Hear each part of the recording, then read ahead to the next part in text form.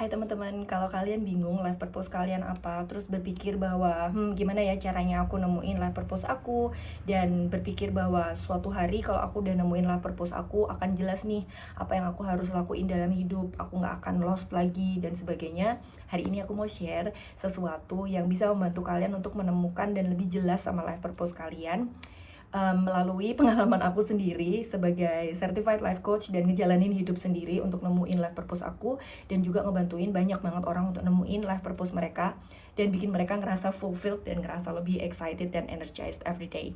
So, aku Dir Aprisa dan seneng banget welcoming kalian di sini. Aku selain certified life coach, aku juga tarot reader.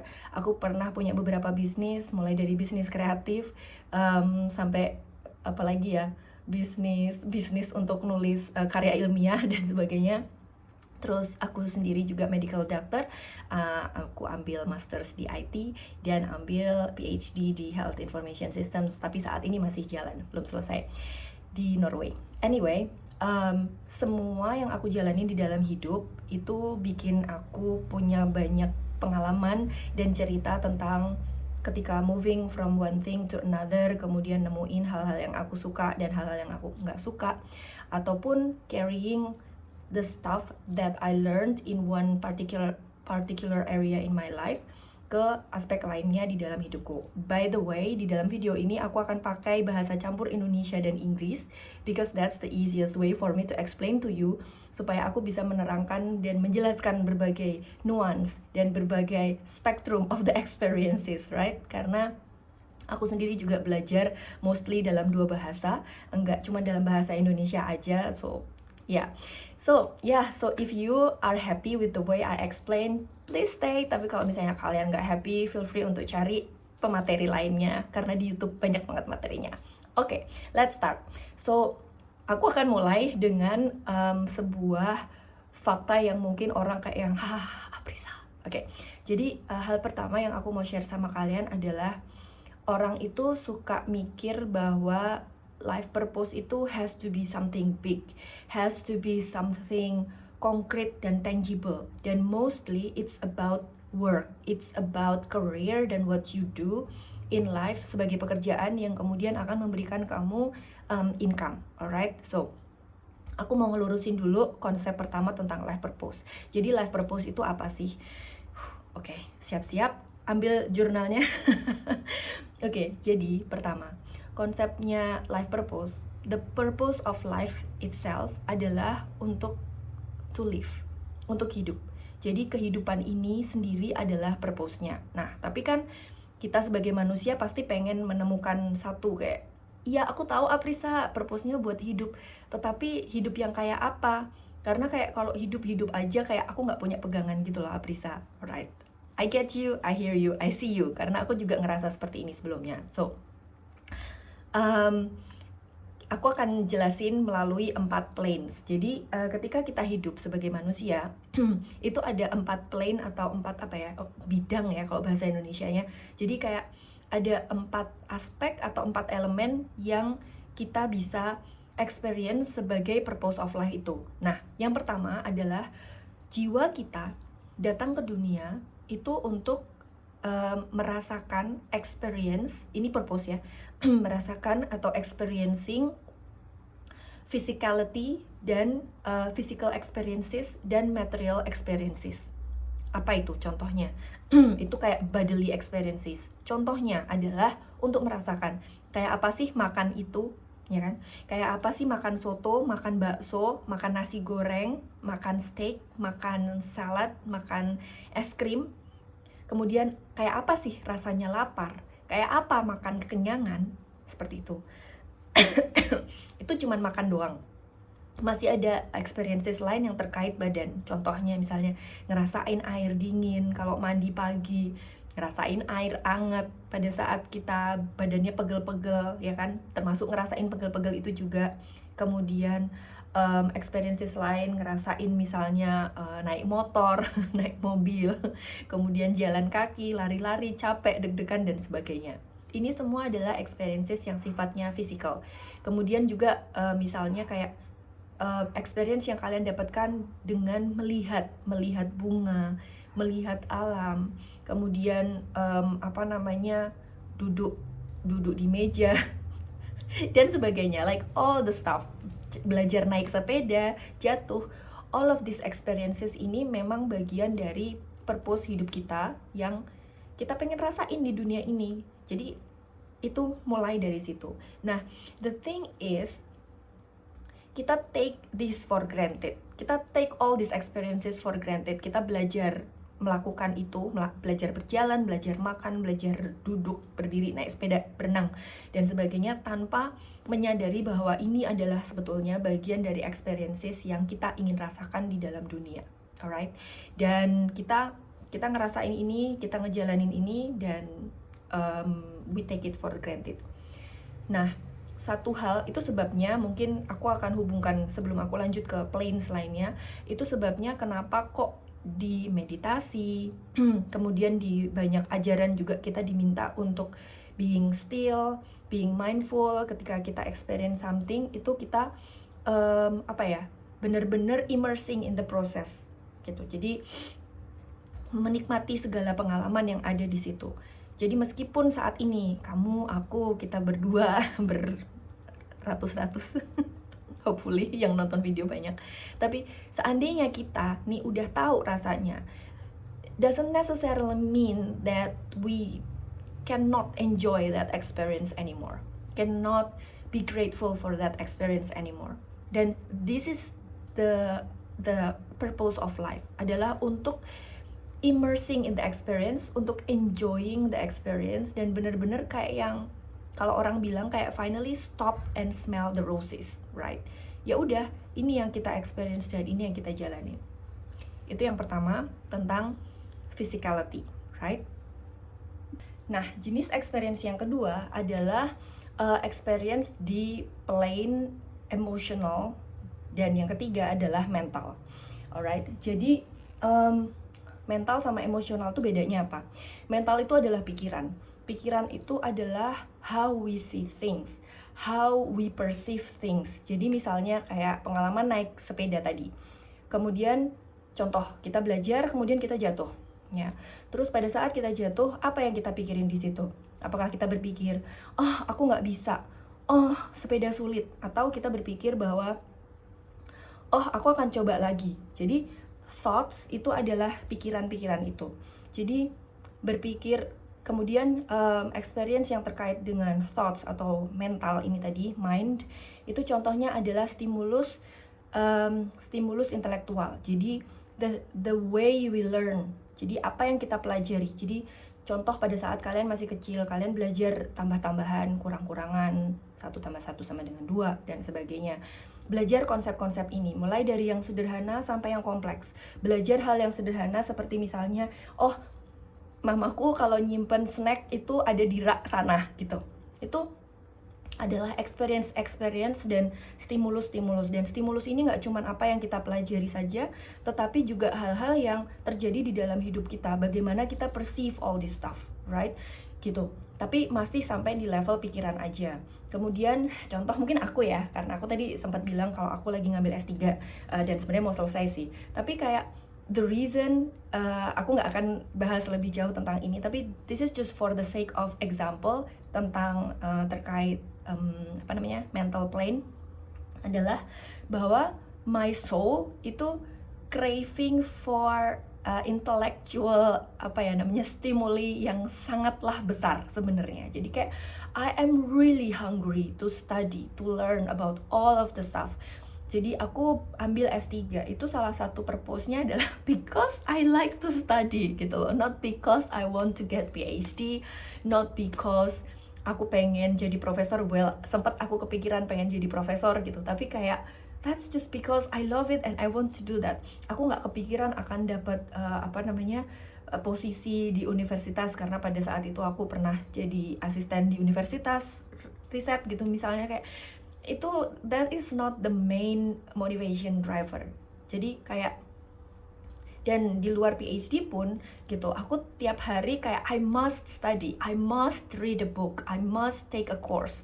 Kamu kayak gitu enggak gitu loh. Dan kayak your mind wants to be satisfied with I don't know, like it doesn't have to be something academic, it can be something yang really apa ya, kayak trivial or really random. For example, kamu datang ke sini nonton video ini, this is your soul wants to be satisfied intellectually because you want to learn, because you want to hear from someone else about life purpose. Jadi you want to dive in into that, then this is the whole experience. So kalau kalian pengen experiencing atau nemuin life purpose kalian dan ngejalanin lebih mindful lagi, misalnya okay, I'm gonna search on YouTube about life purpose, right? Atau misalnya kalian datang ke sini tanpa sengaja gitu ya, dapat video ini tanpa sengaja. Then what you can do adalah kayak, right, so now the video is about life purpose, then I'm gonna take it in. I'm gonna experience the whole experience. I'm gonna immerse in the experience, kayak nontonin siapa sih orang yang ada di depan aku, oh dia namanya Dira Aprisa misalnya, kayak what kind of experiences that she shares, right? Terus kayak examplesnya apa saja, kemudian how does it apply to my life. Jadi kayak use this time to really be immersed in the experience. Jadi apa ya, kayak bukan memanfaatkan sih, tapi kayak be in the moment so much that you are actually living your life purpose in this plane, the plane of purpose, the plane of mental. Dan I think apa ya namanya, ini akan the way you the way you experience life atau the way you follow your purpose di plane 1 itu akan bisa kamu pakai di plane lainnya, dan ini mereka semua akan add up. For example, saat ini kalian lagi duduk di rumah kalian di sofa yang empuk, yang ada bantalnya, yang bantalnya kalian udah beli, kalian udah pilih susah payah gitu kan. Terus bukan susah payah, tapi dengan penuh kehati-hatian, kayak I really want this. Terus habis itu kalian duduk di situ, terus saat ini pakai handphone kalian atau nyetel di TV misalnya sambil nonton, kayak immerse yourself in the whole experience of it, like not only on the the video that you are watching right now, but also in the place that you are doing that, because that is the physical experience, physical purpose yang kalian memang ada di dunia ini untuk rasakan, seperti itu. Alright, itu yang kedua, mental stimuli, mental purpose. Kayak what is your mental purpose? What is your soul craving to learn? What are you curious about? What do you want to know? Itu kan yang kedua. Terus yang ketiga adalah emotional plane. Emotional plane itu artinya adalah the kind of feelings and experiences yang sifatnya perasaan, seperti itu. Lucu banget perasaan, aku bilangnya begini karena biasanya kita ngerasain di sini ya. Padahal sebenarnya perasaan itu juga ada di otak. But for this kita akan ambil itu di dalam sini. Nanti aku akan bahas lagi di video berikutnya kalau Tuhan berkenan. Anyway, terus habis itu yang ketiga itu adalah emotion. Emotion itu adalah rasa satisfaction yang kita rasakan, rasa rindu terhadap seseorang, rasa cinta terhadap seseorang, terhadap diri kita sendiri, terhadap barang yang kita miliki, rasa bangga terhadap pencapaian, mungkin bahkan rasa sedih, rasa kehilangan, rasa sesal, dan banyak rasa lain. Ini adalah purpose atau tujuan hidup kita datang ke dunia ya untuk merasakan perasaan ini. No matter kalian mikir kayak Aprisa, like I don't want to experience this kind of feelings anymore, I'm done with this, I'm tired, I don't like this, I refuse to feel sad, I refuse to feel angry anymore because it's so not helpful, I don't like them, they're not productive whatsoever. I know that feeling because I also have a lot of feelings. Aku orangnya sangatlah emosional, teman-teman. So aku kayak I went through those times as well. Kayak sometimes perhaps even you would think like, when am I not feeling, kapan gimana ngomongnya, apakah ada suatu hari di mana aku nggak akan ngerasa kesepian lagi, atau apakah akan ada suatu hari di mana aku nggak ngerasa down dan sedih lagi. Apakah akan ada suatu hari di mana aku bisa selalu fokus dan produktif tanpa keganggu tanda kutip dengan feeling aku. So, if you have ever experienced this kind of feelings even, itu that is the part of the life experience that you wanted to do in this life. So, kalau kalian orangnya emosional kayak aku, we experience a lot of emotions, we experience everything deeply. Ketika kalian happy, happy banget. Ketika kalian sedih, sedih banget. Aku mau tangent sedikit nih, by the way. Aku jadi keinget satu pepatah Jawa. Sebenarnya aku orang Jawa ya. Jadi salah satu, nggak tahu deh aku Jawa apa bukan. Anyway, aku dibesarkan di tanah Jawa dan aku sering mendengar ada orang bilang bahwa ojo, tuh kan aku jadi lupa, tapi kayaknya ojo gumunan, ojo apa gitu. Jadi intinya kayak kamu tuh jangan terlalu gampang senang, jangan terlalu gampang sedih, jangan terlalu gampang apa. Kayak great, that's great, thank you so much. Itu mirip sama stoicism juga principles-nya, but because I don't work like that, I experience things very deeply, very intensely. I love deeply, I care juga deeply, dan all those kind of stuff. Dan it doesn't mean that it's going to last long, so I'm just gonna let go of all these expectations atau rules on how to feel. I'm just gonna let this go. If I feel deeply, then I will feel deeply. Selama aku nggak ganggu orang lain, that's okay, right? Gitu loh. So this is also part of the experience yang aku pengen rasakan di dalam hidup. Aduh, kakinya pegel. Aku duduk di lantai.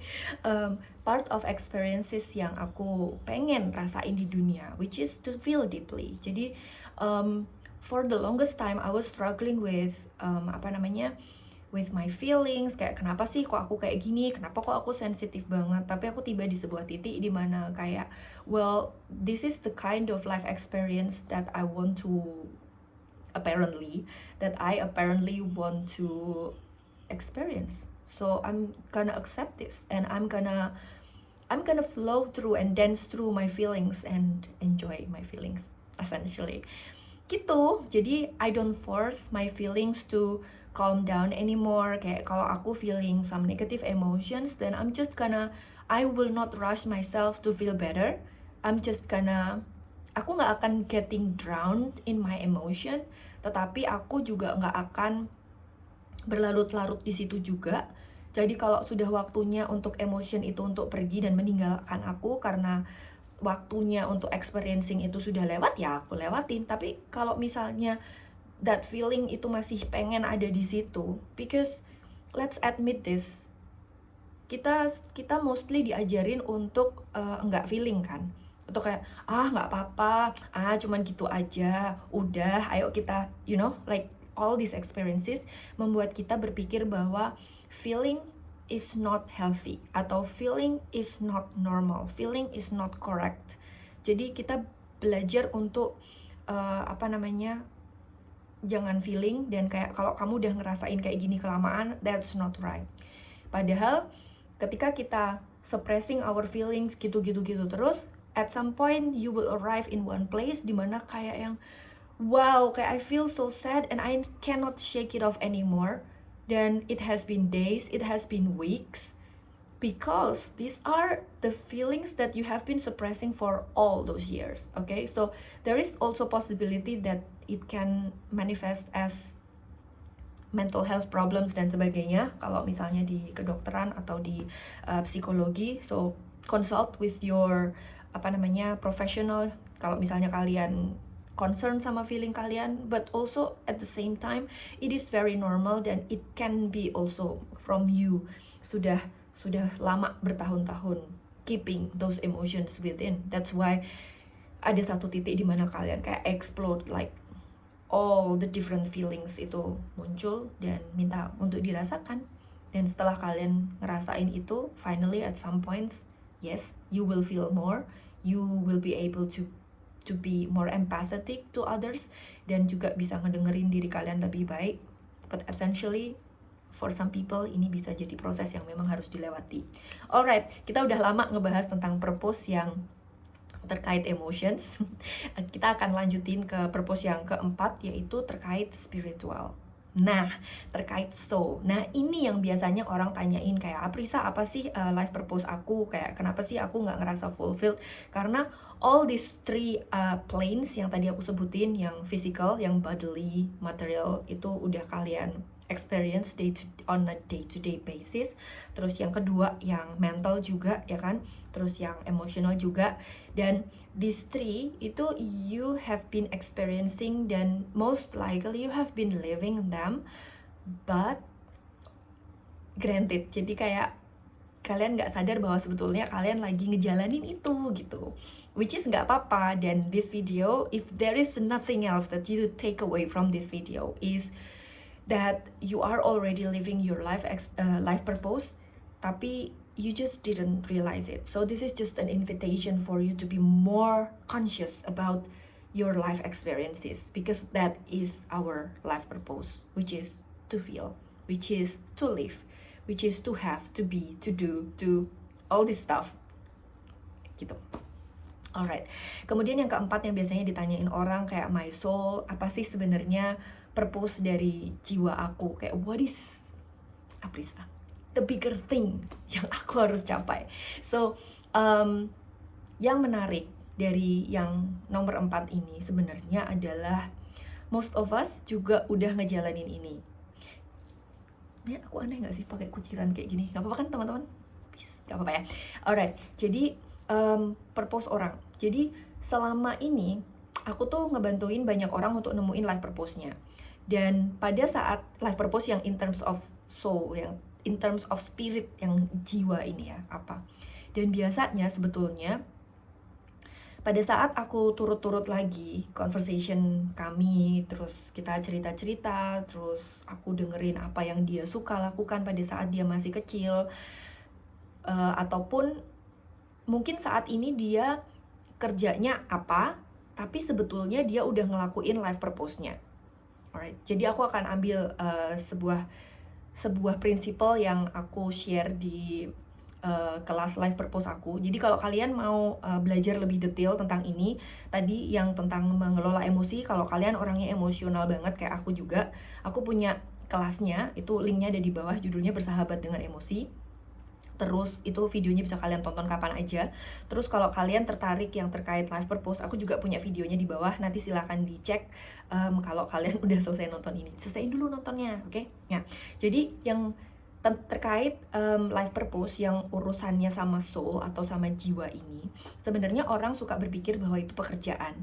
Dan banyak yang aku temukan bahwa life purpose ini bentuknya bukan dalam pekerjaan, tapi bentuknya dalam spirit yang memotivasi atau menginspirasi apapun yang kamu kerjakan pada hari itu. Nah, bingung kan kalian?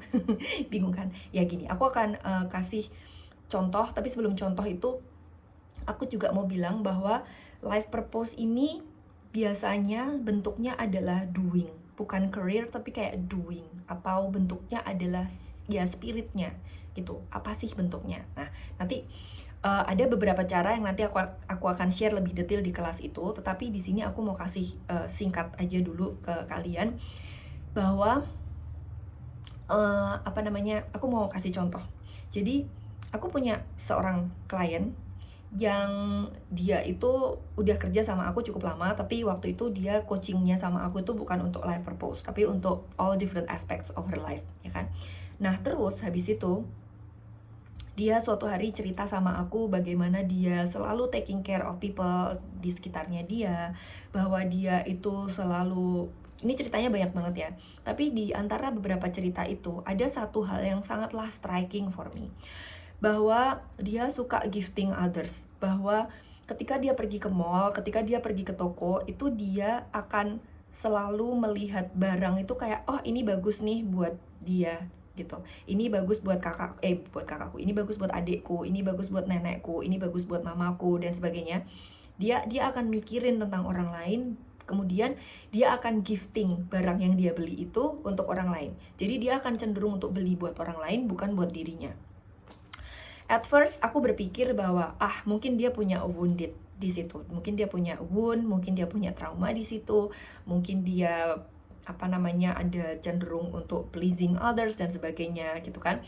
Tapi setelah aku ngobrol-ngobrol lagi sama dia, kita bahas tentang strategi bisnisnya, dan kita nemuin bahwa ternyata life purpose-nya dia ini adalah gifting. Jadi dia punya satu bakery gitu, bisnisnya dia bakery. Kemudian di bisnis bakery-nya itu dia cerita bahwa, Aprisa, aku tuh biasanya dapat sales itu banyak ketika itu musiman. Jadi misalnya pada saat Idul Fitri, pada saat Natal, itu hampers, jadi bentuknya kado. Jadi aku tuh kayak suka banget nulis, meskipun ordernya banyak banget, aku suka banget nulis ucapan-ucapan itu. Tetapi kalau ada order di luar dari gifting season itu, aku kayak gitu. Jadi bukannya nggak bersyukur, tapi kayak yang this is not lighting me up gitu kan. Nah terus habis itu aku realize bahwa salah satu life purpose-nya dia adalah to gift. Jadi gifting is her life purpose, dan itu bisa manifesting in so many aspect of her life. Dan ketika aku bilang of course, karena ternyata setelah kita oprek, kita uli, ternyata memang life purpose-nya dia untuk gifting. Jadi jadi gifting ini bisa ditranslate ke dalam hidupnya melalui banyak hal. For example, her daily life, kayak instead of dia judging herself for not being able to buy things for herself, but she can do that perfectly for others, itu dia mendingan embrace itu aja ya, because gifting is my purpose. Jadi if I have more, then I'm gonna share buat orang lain gitu. Dan I don't have to shame myself because I cannot gift to myself, kayak gitu. Atau mungkin malah dia bisa shifting, we haven't had this conversation, but it's like I can gift myself with the same framework, atau with the same energy atau same spirit, that this is part of my purpose untuk gifting myself, contohnya. Terus kemudian di pekerjaannya, instead of dia kayak gimana ya Aprisa, apakah aku harus bikin iklan biar aku dapat sales in between seasons, akhirnya strategi yang dia pakai adalah yang aku sarankan untuk dia pakai adalah leaning into her purpose, which is to gift. Jadi brandingnya dari bisnisnya dia ya sesuai dengan soulnya dia, which is gifting. Jadi bisnisnya menjadi bisnis gifting, bisnis yang sifatnya gifting. Jadi kalau misalnya dia mau collab atau apapun, jadi fokusnya udah bukan di bakery-nya lagi, but in the gifting aspect of it. Ini salah satu contoh. Nah, kalau kita sibuk untuk mencari life purpose kita dari pekerjaan atau dari career, itu sebabnya itu akan confusing. Dan biasanya orang suka nyari kayak apa ya life purposeku, terus ngelihat keluar. Padahal sebenarnya if you go within yourself, like you will find your life purpose, teman-teman. Salah satu, kalau misalnya ditanya Aprisa, kalau kalian udah lama follow aku di Instagram, pasti kalian tahu cerita ini, bahwa pada saat aku masih kecil, teman-teman, umur 7-8, aku suka banget berdiri di depan kaca. Ini sebelah sini ada kaca, dan aku literally tadi lagi ngaca, terus kayak dapet insight, terus kayak oke, aku mau share sama kalian. Aku suka banget berdiri di depan kaca, dan aku cerita di depan kaca, ngomong di depan kaca, itu bisa sejam 2 jam. Dan sekarang kehidupanku adalah aku ngomong di depan kaca, which is ini handphone, atau mungkin bikin konten di Instagram, aku bikin video, aku ngerekam di Zoom untuk aku post buat audiensku, buat klienku dan sebagainya, atau ngadain webinar yang mana aku ngomong terus kayak gini. Like, who would have thought that is my life purpose, which is to teach, which is to share. Dan apa yang di-share sama Aprisa? Ya, all of my life experiences yang I've gone through so far. Dan mungkin in this video you have seen some of those, dan maybe in other videos you will. So, yeah. So, your life purpose can be a verb, can be a spirit, can be the spirit behind. Dan most likely you have been doing this before everyone says that it's wrong, before everyone criticizes you for that, before everyone asks you to do something else. Ini yang aku maksudin. Jadi kayak it has been within you, tetapi maybe in some way you had to stop doing that because maybe people say that you shouldn't do that anymore. Maybe people say that it's stupid, gak ada duitnya, it's a waste of time. Atau mungkin simply you don't do that anymore because you don't think it is financially rewarding atau apapun. Tapi kayak if you are honest with yourself, you are so like your heart is so full and you bloom and you shine. So mungkin kalau misalnya kalian memutuskan untuk nggak ngambil kelas yang aku bikin, nanti lihat di bawah ada di deskripsi, judulnya Clarify Your Purpose. Itu adalah kelas yang isinya kayak satu sesi itu jadi isinya ada 4 sesi. Sesi pertama gratis, kemudian sesi 2, 3, 4-nya berbayar. Nanti silahkan kalian mau ambil satu sesi dulu yang gratis atau langsung 4 biar kalian bisa ngerjain. Jadi nanti akan banyak banget journaling di situ, akan banyak banget meditasi juga yang nanti kalian bisa pakai untuk nemuin apa sih sebenarnya life purpose kalian dan bikin plan ke depan. Apa yang kalian mau lakukan day in and day out untuk living within your purpose, alright? Gitu. Jadi biasanya kita sudah ada life purpose itu di dalam hati, tapi kemudian orang lain atau situasi mengharuskan kita untuk tidak melakukannya anymore. So ngomong ini adalah salah satu dari life purpose aku dan masih banyak lagi. Jadi kalau kamu pengen tahu lebih banyak lagi tentang life purpose, tentang soul mission, tentang ADHD, perhaps maybe one day I'm gonna talk about it, about emotions, about building light worker business. If you are an empath, a sensitive person, you want to change your life. Oke, aku udah selesai di fase hidup ini dan aku pengen lanjut ke fase hidupku yang berikutnya, menjawab my life calling, my soul calling, then welcome. I'm your girl. I'm happy to be here to welcome you dan sharing everything that I know about all these things. Dan kalau kamu ngerasa sharing aku hari ini resonate sama kamu, jangan lupa hit like dan subscribe ya. Sampai ketemu di video berikutnya. Dadah!